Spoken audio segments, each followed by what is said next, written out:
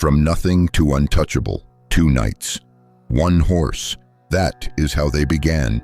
2 men so poor they shared a single horse between them. No land, no wealth, no power, just a sword, a cross, and a vow to protect pilgrims traveling to Jerusalem. That was the story. That was what they told the world. But beneath the streets of Jerusalem, something else was happening.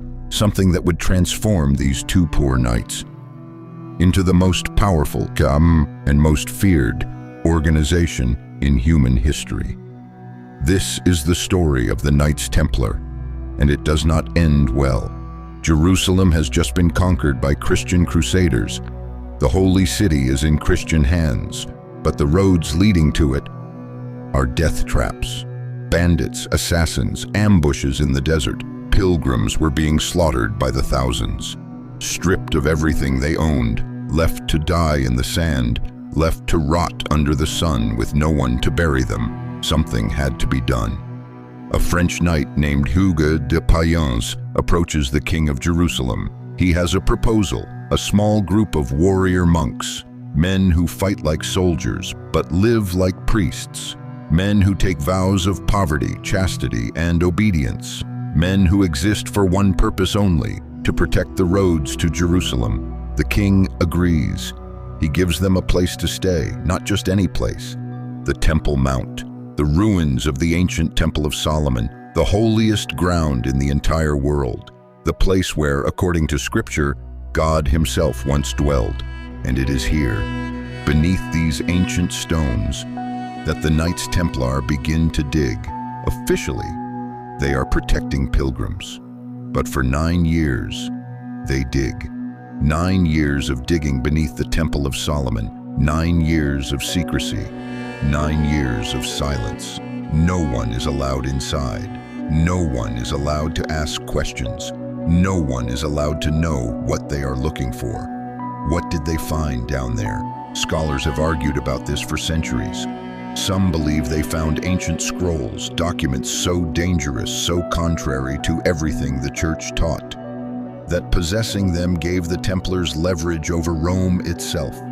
Others believe they found treasure, gold and relics from the original temple, wealth so vast it made every king in Europe look poor. Some believe they found something else entirely, something that cannot be named, something that changed the men who found it, because when they came back up, they were different, quieter, more certain, more dangerous, and within years, everything changed. Within decades, the Knights Templar became the most powerful military force in the Christian world. Kings bowed to them, popes protected them, entire nations feared them. How does that happen? How do 2 poor knights with 1 horse become untouchable? The church gave them something no one else had ever received: complete independence. The Templars answered to no king, no bishop, no earthly authority whatsoever, only the Pope. Think about what that means: a private army, answerable to no government, operating across every country in Europe and the Middle East, with their own courts, their own laws, their own prisons, their own secrets, and no one could touch them. A king could not arrest a Templar. A local court could not try a Templar. Even the most powerful nobleman in Europe had no authority over a man in a white cloak with a red cross. They were above the law, everywhere, and they knew it.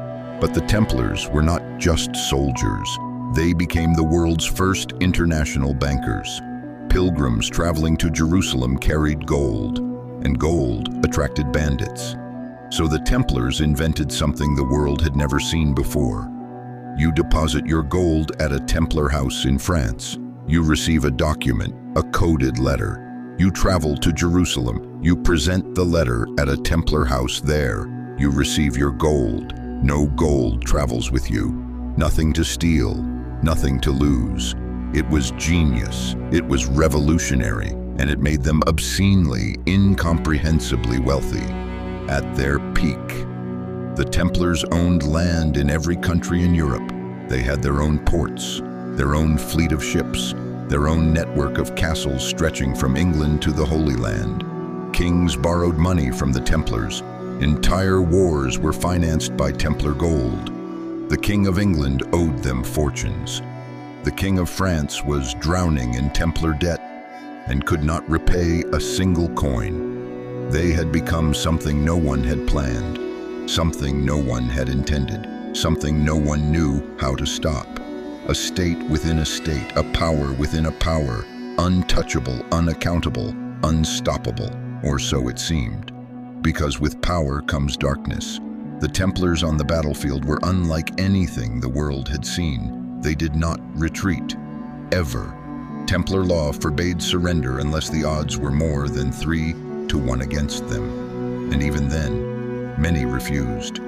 They charged into battle screaming. They fought until they could no longer stand. They died rather than be captured. Their enemies feared them, not just as soldiers, as something else, something that did not break, something that did not beg, something not entirely human. And behind closed doors, the whispers began. Whispers about what happened inside Templar castles at night. Whispers about the initiation rituals. Whispers about what new recruits were forced to endure before they were accepted into the order. Accounts speak of initiates commanded to spit on the cross, to deny Christ 3 times, to participate in rituals that no Christian should ever witness. Were these accounts true, or were they fabrications designed to destroy them? That question has never been fully answered. What is known is this: the Templars accumulated enemies as fast as they accumulated gold. Nobles who owed them money, kings who feared their independence, churchmen who resented their power, and one man above all others, who had both the will and the ruthlessness to bring them down.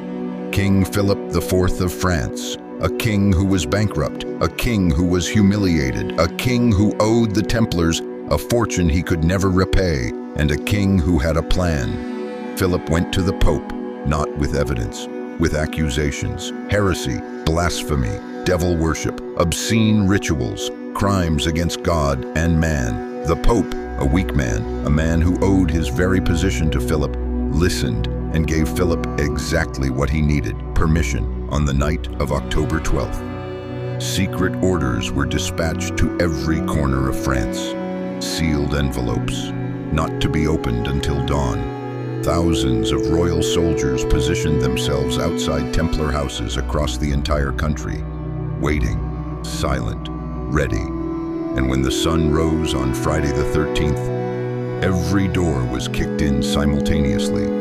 Every Templar in France arrested in a single morning. Men dragged from their beds. Men pulled from prayer. Men who had fought in crusades, survived battlefields, killed and bled for Christendom, taken in chains like common criminals. It was the largest coordinated military operation in medieval history, and the world watched in silence. No one came to their defense. Not a single king, not a single bishop, not one voice raised loud enough to matter. The most powerful organization in the world fell in a single morning, but Philip was not finished. He wanted more than arrest. He wanted confession. He wanted them broken. He wanted them to admit on their knees every accusation he had made.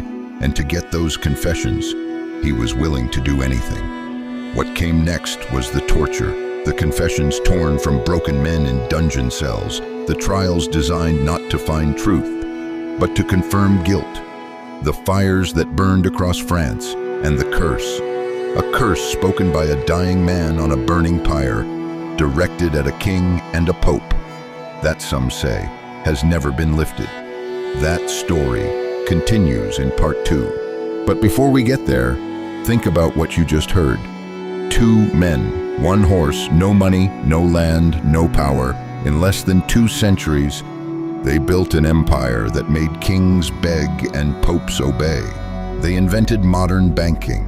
They created the first international army answerable to no government. They accumulated secrets powerful enough to make the entire world afraid of them. And then, in a single morning, it was all taken away, or was it? Because some say the Templars never truly disappeared. Some say they simply changed their name, changed their symbols, changed their faces, and went underground, hiding in plain sight. Inside institutions you recognize, inside organizations you trust, and some say they are still here, watching, waiting. Part 2 drops soon.